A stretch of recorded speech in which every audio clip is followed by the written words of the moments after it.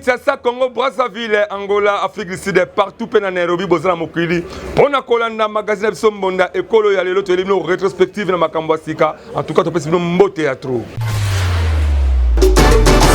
To fongoli magazine abiso pour la Sabino que na cadre ya koluka kimia na est ya boyebake troisième rencontre au Esalamaki na Nairobi et outi aussi avec impact pe idéologie tolanda élément oyo medid kamembe asalela kibiso.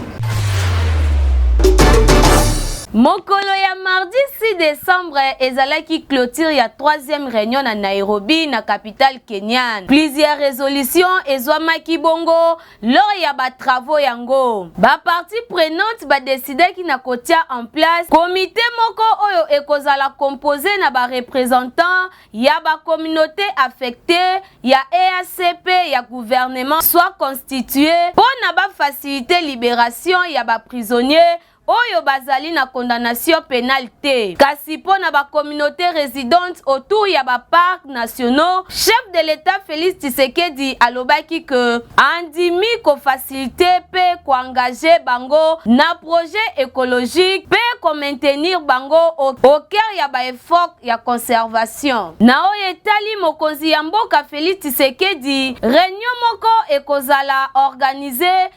entre ba communauté locale ya Maniema pona ko discuter na lolenge nini communauté ekoki kozala impliqué na industrie minière ya région pona ko bénéficier. Na communiqué final ba décider ki lisusu que ba discussion pona makambo oyo etali réintégration ya ba groupes armés mosusu et ko salemo entre ba représentants ya gouvernement ya République démocratique du Congo pena ba communauté concernée. Kasi sengeli toyeba que troisième réunion oyo esalemaki na présence ya plusieurs parties prenantes na Nairobi pona koluka kotia kimia na est ya République démocratique du Congo. Biso awa tobeti kamboni. Na kati ya semaine bonalaki réflexion kitoko ya mona ekolo esalelaki bino pona service ya immigration na cadre ya misala na bango na République démocratique du Congo.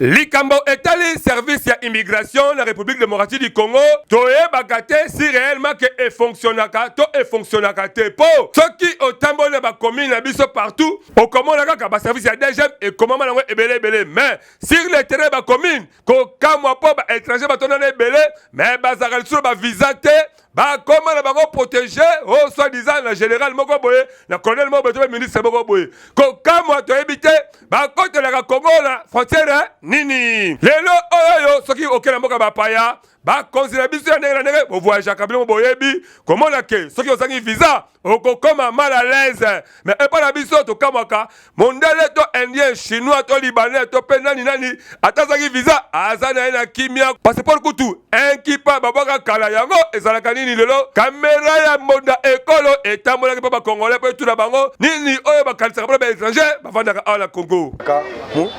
au libanais au nani ayawa ni mikane mazovanda mais biso na mboko na bango ovandi bo lelo babengani c'est que déjà na mboko sila ke lokote c'est que bango pe toto bengana bango au moins to sana na compagnie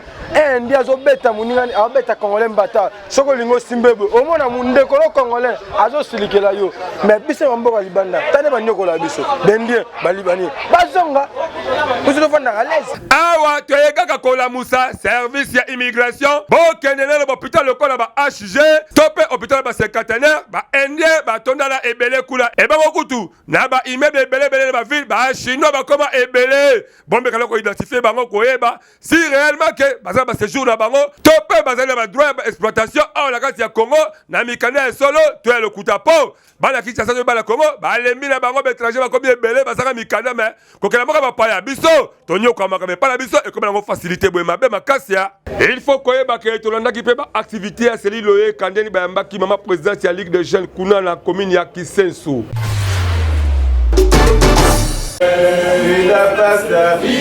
Ezalaki ya koinda makasi na quartier Bikanga kuna wapi na commune ya Kisenso. Population ezalaki ebele makasi makasi na esengo bayambaki ye na esengo makasi po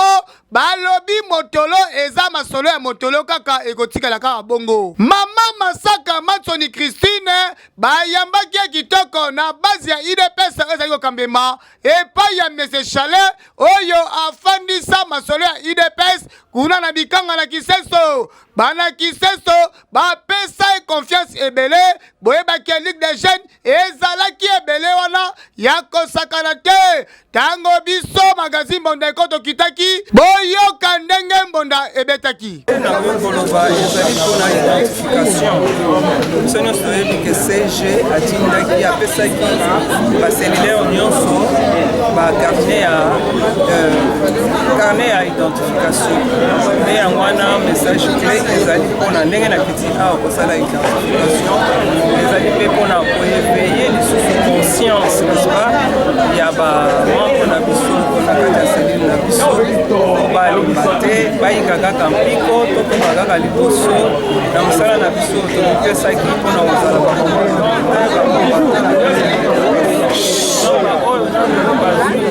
ya kosala identification te baya ebele mpona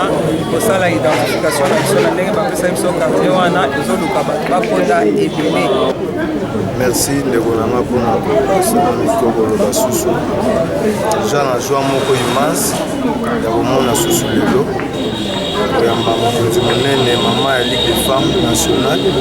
po asimbi Congo mobimba mpona Ligue des Femmes c'est notre mama Matsoni.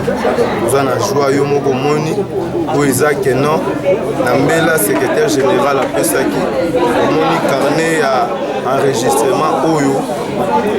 bapesi biso po to enregistre bamembre nyonso. Mbebake mama Mansaka Christine Matsoni ayaki kosenregistre na livre oyo efanisa masolo kitoko kuna na bikanga po ete bana bikanga bayebake azali moko ya bana Kiseso ya tongo boye nde ezalaka tokosenga na selile ezali kokamema epai ya Chalet ekontinue masolo na yango po 2023 balobi oyo yo eza yo. Mama Masaka Matsoni balobi boende ezalaka po Mbonda esi ebetaki na yango. Il faut koyeba ke na activité politique mingi esalama na kati ya semaine oyo toyebi ke mwana mboka Junior Mopata coordonnateur fondation Tosungana asangisaki base na ekuna na commune ya Kimbaseke elekalaki nde nini Igrid Mateta.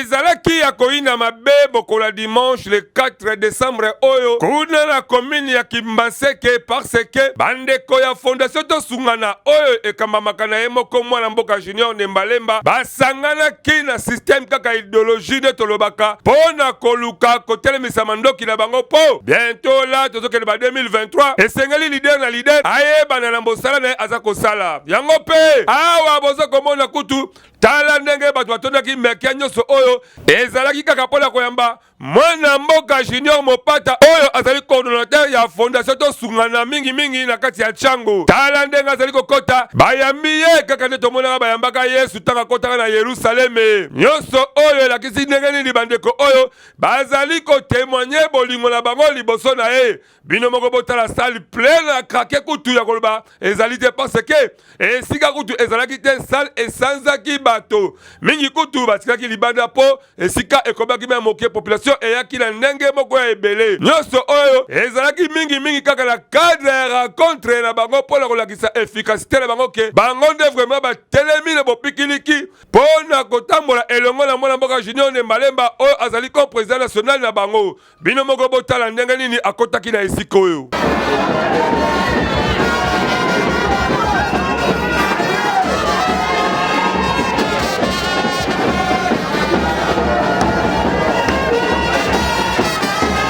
Mwana mboka le coordonnateur valable Junior Mopata azangaki pe maloba te liboso ya bandeko bayaki ebele wana kolakisa bango utilité ya rencontre wana oyo esangisaki bango.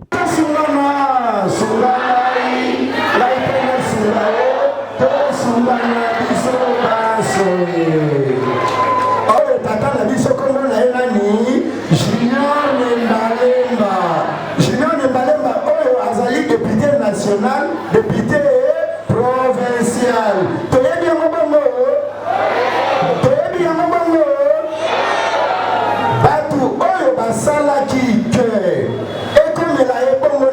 na lelo entre autres babiso mais na représenter d'abord mutu moko oyo azali awa ayokaki mpasi ya kobunda na porke honorable junior akoma député na 2018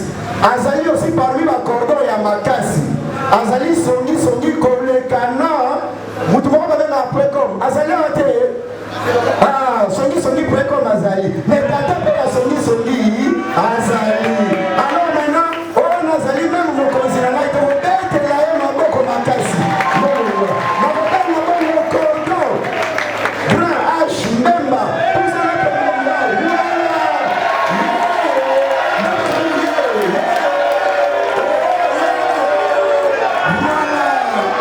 asukaki kaka bongo te apresentaki organisation mobimba ya komite na bango ndenge nini ezali kotambwisama liboso ya population bazalaki ebele mpe na liboso ya mingi ya secrétaire général ya fondation na bango bwana mboka Alain Louidi bino mo bozomonaka na baimage ndenge nini batondaki ebele mwana mboka Junior Mupata oyo azali soda ya makasi ya mwana mboka Junior Nde Maleba mosala tozala ezali kitoko kande bozokomona baimage awa nyonso oyo ezali kolakisa ke soda ya piko esengeli ayebakela bangonga oyo kolela pongi ezali lisusu depo mwana mboka Denis Kadima asi apesi ba position ya 2023 yo ozolo ya pongi etali yo kutu na sima masolo oyo le secrétaire général valable ya fondation tosungala mwana mboka Alain Louidi alobaki boye.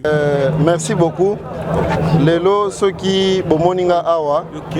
c'est parce que il fallait tout ça la rappel des troupes na niveau ya fondation tosungana eza ya liboso te eza action oyo mokonzi abandaki honorable junior abandaki yango déjà bomonaki bevénement na makombo na mapela na Fumukento na Sakombi bevénement wana nyonso ezali mpona kosala rappel de troupes na niveau ya fondation tosungana parce que mikolo ezo avancé makambo ezokende mbangu il faut toyeba nani na nani oyo aza na biso awa tokosenga kaka na bafidèle oyo bozali ebele boye kotambola na nsima ya mwana mboka Junior Mupata botonda na meke mpona kosala ke kolakisa bolingo na bino epai ya mwana mboka Junior Nde Maleba mpo mosala na ye ekende liboso parce que fondation tosungana yango nde ekangi changu na faso moko ya makasi et surtout ke mwana mboka Junior Mupata ye mo coordonnateur atelemi na ndenge mwa makasi mpo mosala oyo ekende liboso awa biso tobeteli ye kutu mbonda kitoko. Na dossier bukanga lozo il faut koyeba ke batia ponyo azali accusé de détournement ya ba deniers publics pe ya bakamwa ndenge na ndenge 12 sénateurs basengi na cour constitutionnelle à revoir na nous ba arena na ye po nyosu eleka kitoko. Natina na likambo oyo etali procès Matata Mponyo 12 sénateurs bakotisaki recours ya interprétation na cour constitutionnelle selon article 168 ya constitution pour annuler arrêt rendu le 18 novembre 2022 na cadre ya affaire Bukanga Lonzo oyo ezali commettre en cause sénateur pe ancien premier ministre Matata Mponyo na Patrice Kitebi oyo azali ancien ministre délégué ya ba finance pe na responsable ya société Africom Christo Kroble kasi basinyaki yango le 6 décembre dernier na 12 sénateurs dont Matata Mponyo recours et interprétation ezalaki réceptionné na cour constitutionnelle après insistance ebele pe na recours yango ba sénateur ba rappelaki que na ya liboso oyo bapesaki le 15 novembre 2021 cour constitutionnelle alobaki que azali incompétente pour na ko juger Matata Mponyo oyo azalaki ancien premier ministre pour na infraction oyo asalaki na tango oyo azalaki na exercice ya fonction na ye alors que na oyo bapesaki le 18 novembre dernier kaka même cour alobaki que azali compétente pour na ko juger ancien premier ministre Matata Mponyo na yango ba sénateur bazali ko senga na cour ayeba na ko interpréter article 168 ya constitution pe batalisa fondement ya arrêt oyo bapesaki liboso pe baloba non na constitution pe na deuxième arrêt oyo babimisaki le 18 novembre kasi esengeli toyeba ke Augustin Matata Mponyo ye na bakompreveni na ye bazali poursuivi na justice na likambo oyo etali détournement ya badenier public na cadre ya affaire Bukanga Lonzo dossier oyo eza à suivre. Et quand il s'acaba quinois, tu peux quinoise de manière que pour le transport et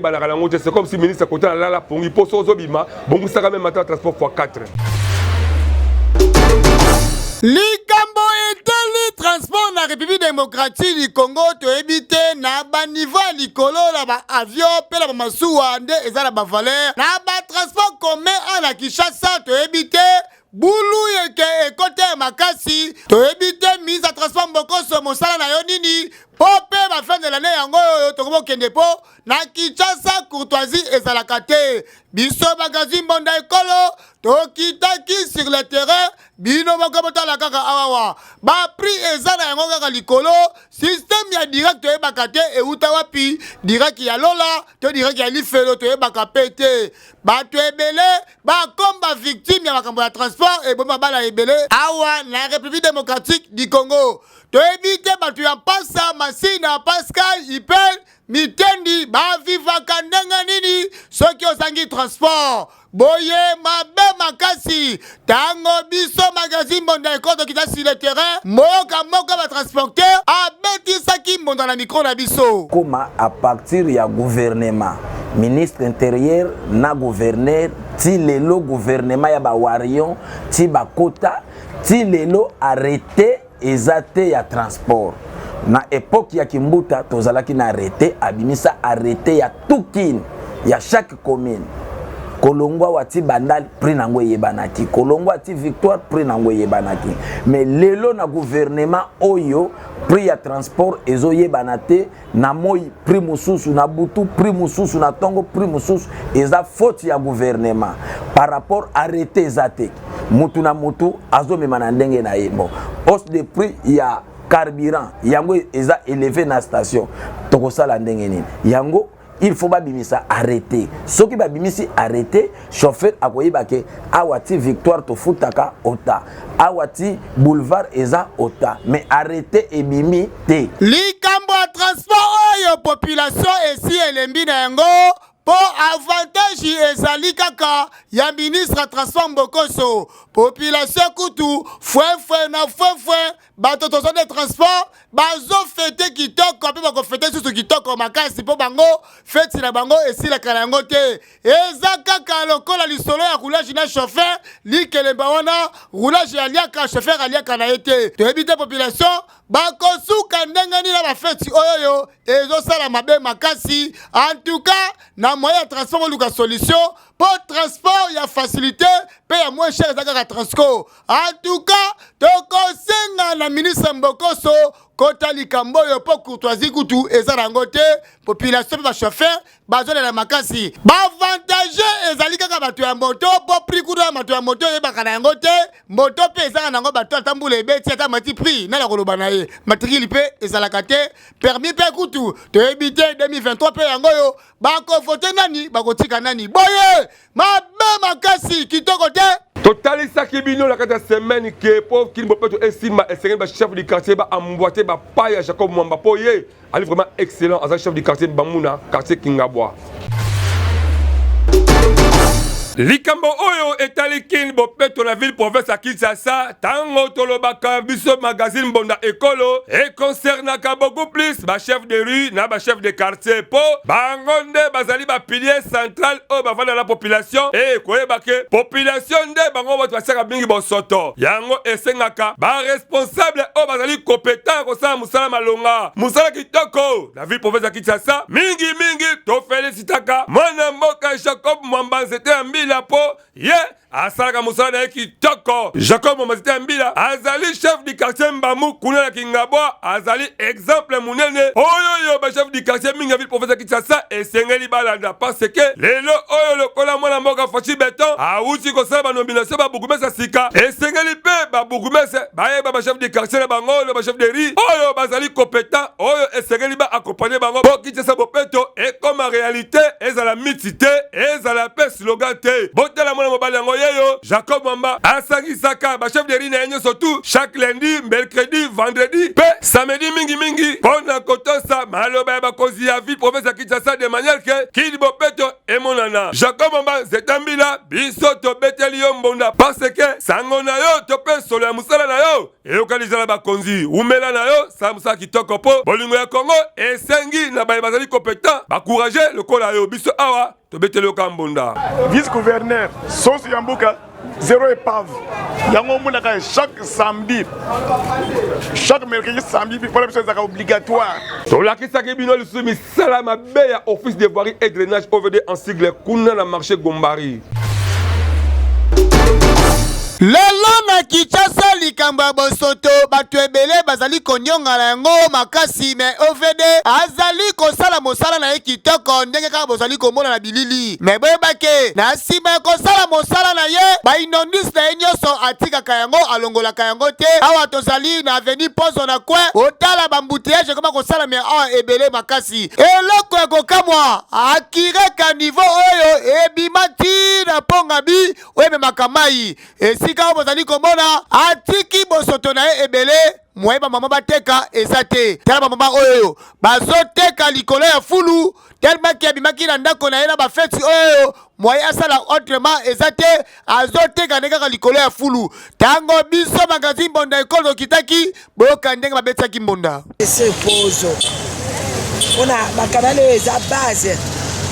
ya bakalani nyonso longonya mpona ye asali mosala emonani mbula ebete semaine passe mai ekule bien me likambo etikali monene papa eza likambo ya bosoto oyo balongoli na terase salite oyo balongoli na terase eza libanda ebongo soki mbula ya monene ebeti papa omoni bino nyonso ekozonga na terase tozosenga mokonzi kini bopeto longonya tindele biso OVD na bakamio bayo kolongola bosoto nyonso eza libanda babalabala ata awa na kati ya wenze bosoto ebele tokosenga na OVD zwa basharge na yo mema mosala oti na suka ya kotika bosoto boye mabe makasi po vi na bango balekisaka ntango na bango ebele na oyo esika boye mabe makasi. C'est comme si batamala mboka oyo bazali souté parce que mama mami azo continuer kolela bosunga ya botala condition mwana na condition viazo mene eza kitoko te.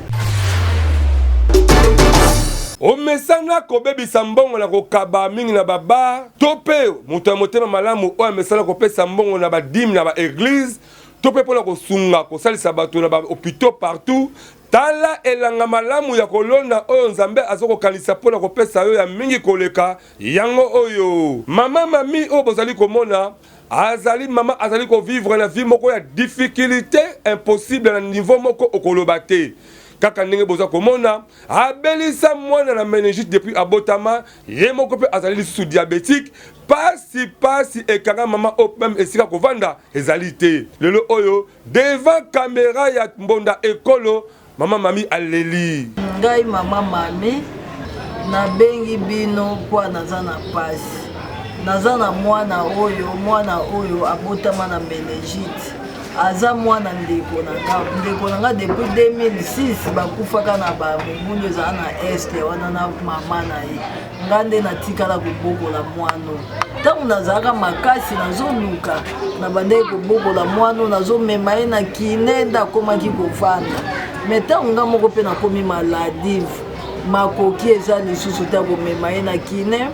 nga mpe libumu ekoma bambeli baopération nakoma mpe diabétique bakisi yango nazwaka naza esu na makasi te yango nazosenga lisungi na bino bakonza mboka bosunga ngai vraimen nazonga na mwana na kine nasengi badepute bato ya ONG nasengi basango bapaster ya mawa bato nyonso ya mitema malamu oyo ya mawa bakonzi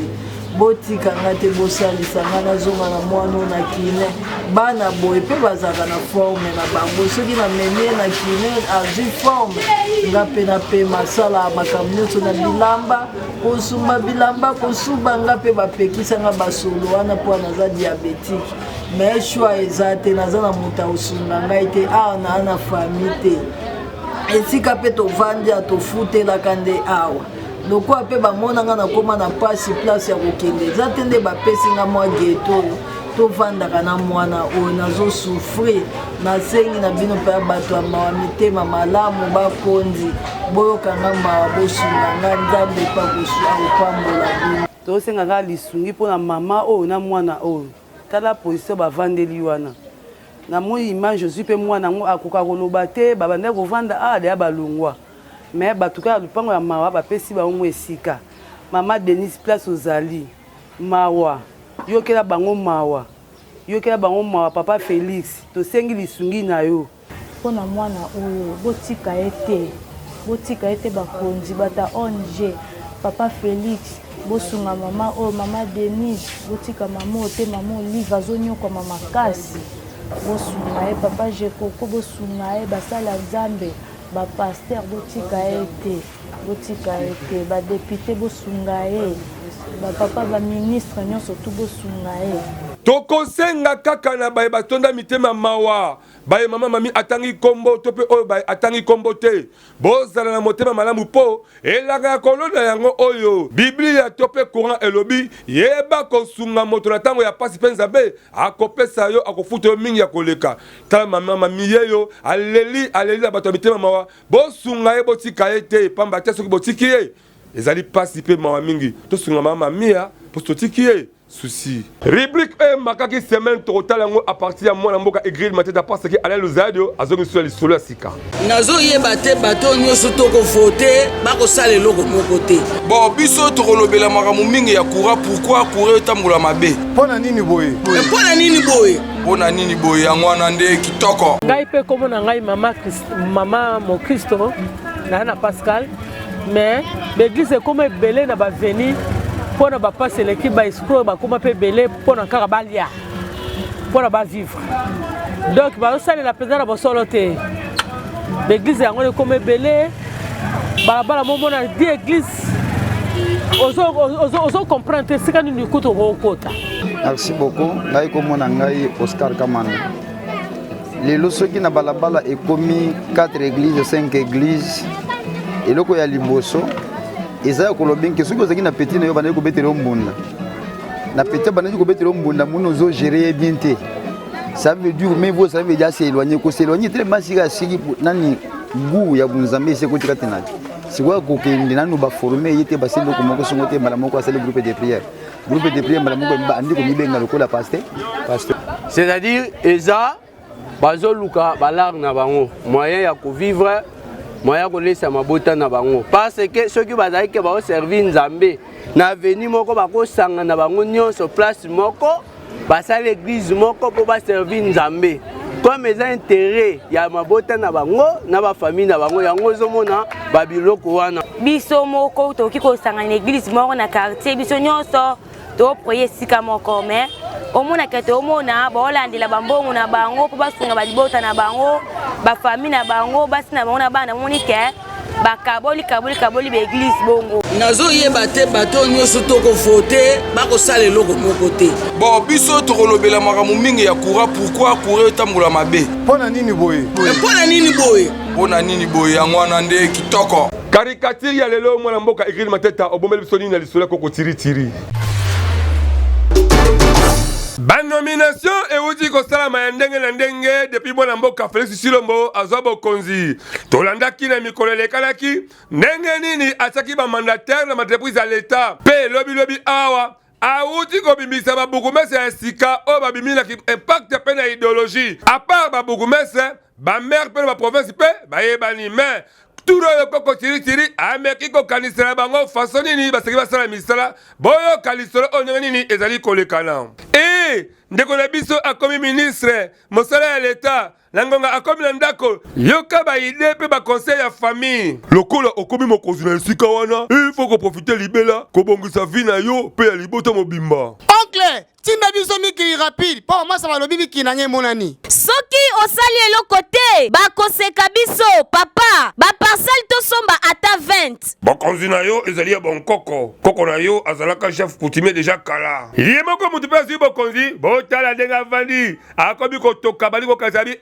avec IGF sur le terrain, a commis déjà qu'on banga non, donc il a dit déjà IGF. Honorable Pena Kwanaye, le coup de message qu'on s'en va constat. yoka ye ndenge alobi boye na mosala ya leta baide ya boye ndeko le ministre akosala boni bandeko changement de mentalité nyonso oyo elingi kolakisa nini ntango banome ndeko na ministre to banome mandataire to mpe lokola babukumesi babimi ebele oyo bafamille mingi basepeli ye me boyeba ke ija mpe azali zinganzinga parce ke baprojet ya mabe ekotinda ndeko na bino akota boloko ya malamu ezali nini ntango banome ndeko na bino bosangana bopesa makalisi ya kosala mpona koluka kotombola mboka parce ke kongo esengi etongama na bakongolais likambo koluka kosombaka mapango ya komoyibi osangana na lopango ata moko te okomi ministre to bokomi burgumestre yokaba mapango to akomini ekomi kaka ya yo wana mabe makasi biso awa tobetisika monda tala ndenge tokomi na suka ya monda ekolo magazine d'actualité oyo bomesala kopesa confiance mpe kolanda yango avec impact na idéologie merci na baoyo basabone vraiment ebele na page youtube na biso monda ekolo officiel e